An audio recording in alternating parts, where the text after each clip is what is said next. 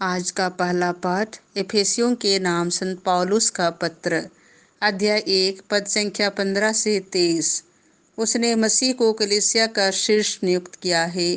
कलीसिया मसीह का शरीर है।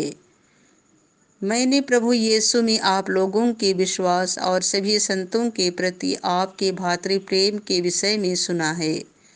मैं आप लोगों के कारण ईश्वर को निरंतर धन्यवाद देता और अपनी प्रार्थनाओं में आप लोगों का स्मरण करता रहता हूँ। महिमामय पिता, हमारे प्रभु यीशु मसीह का ईश्वर आप लोगों को प्राज्ञा तथा आध्यात्मिक दृष्टि प्रदान करे, जिससे आप उसे सचमुच जान सके।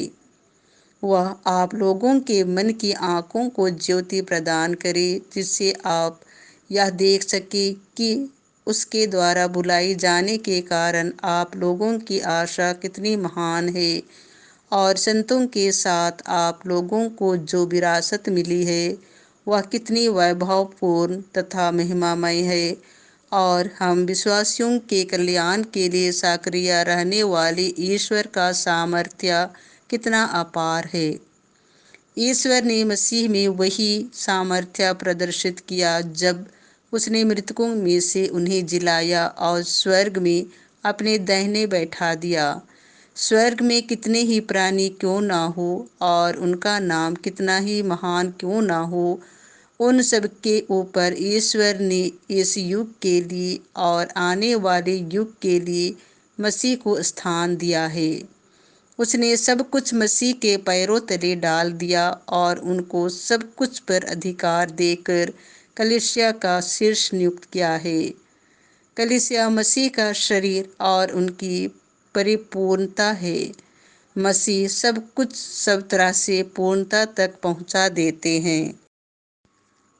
संत लूकास के अनुसार पवित्र सुसमाचार, अध्याय 12, पद संख्या 8 से 12।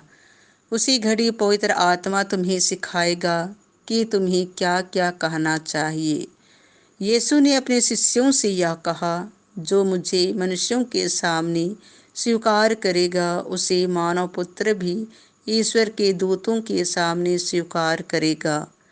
परंतु जो मुझे मनुष्यों के सामने अस्वीकार करेगा, वह ईश्वर के दूतों के सामने अस्वीकार किया जाएगा।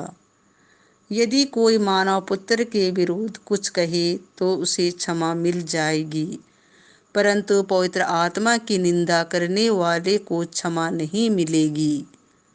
जब वे तुम्हें सभागृहों, न्यायाधीशों और शासकों के सामने खींच ले जाएंगे, तो यह चिंता न करो कि हम कैसे बोलेंगे और अपनी ओर से क्या कहेंगे, क्योंकि उसी घड़ी पवित्र आत्मा तुम्हें सिखाएगा कि तुम्हें क्या क्या कहना चाहिए।